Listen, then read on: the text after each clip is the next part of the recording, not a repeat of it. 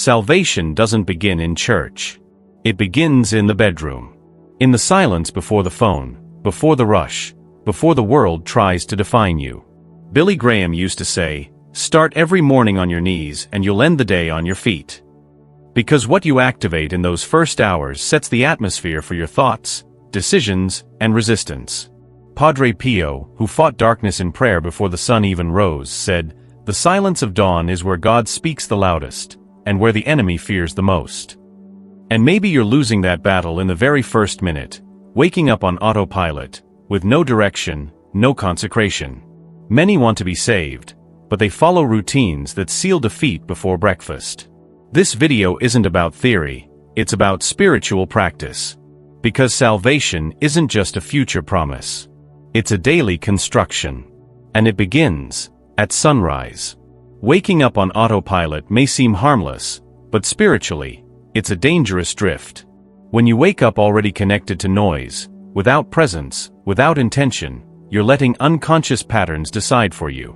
The brain, in its first moments of wakefulness, is still soft, malleable. That's exactly when heaven or hell plant their seeds, even before you've made a single conscious choice. Billy Graham understood this when he taught that the mind must be surrendered to God before it's taken by the world. Because whoever controls your first hour shapes the rest of your day. That's why conscious awakening is more than a habit, it's a spiritual act. A moment when you declare clearly, "I belong to God. I walk in the light.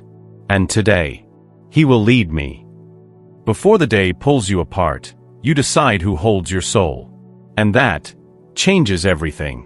Gratitude isn't just a virtue. It's a frequency. When you start your day with thanksgiving, you shift the space your spirit operates in. The atmosphere around you aligns with heaven, not fear, not scarcity, but presence. Billy Graham said, "Gratitude doesn't change God, it changes you." And that changes everything. Neuroscience now confirms what the Spirit has always revealed. Morning gratitude activates the brain's prefrontal cortex, strengthening your perception, resistance, and spiritual focus. But this isn't just about saying thank you.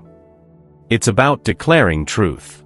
One powerful way to do that is through a mirror prayer, where you look at yourself and say, "I was made by God. I was saved by Him. And today, my life is a response, not a complaint." This kind of gratitude realigns your soul. Before the world tells you who you are, you remember who you already are in Christ. A good morning doesn't need perfection, but it does need structure. There are 4 gears that, when turned together, transform not just your day, but your direction. First is the Word. Not a random verse, but one that confronts, illuminates, and guides. Second is silence.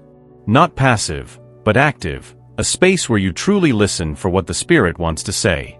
Third is the body. Even your physical movement can be consecrated, a gesture, a breath, a signal that even your limbs belong to God. Fourth is planning, not empty goals, but actions driven by spiritual purpose. These 4 steps, word, listening, consecration, direction, activate what Billy Graham called the spiritual trinity: focused mind, burning heart, obedient body. When you rise with this rhythm, heaven doesn't need to come find you, because you're already awake.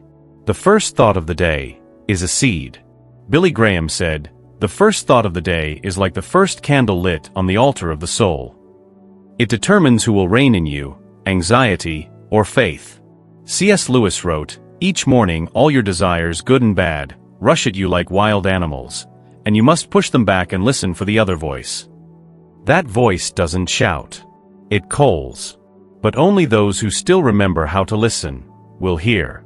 If you want to be saved, it's not enough to believe at night. You must live as saved at dawn. Because each morning is a door. It can give access to heaven, or become a hallway into chaos. Don't waste the first moment. Because whoever owns your mornings shapes your eternity. And eternity begins while the day is still quiet.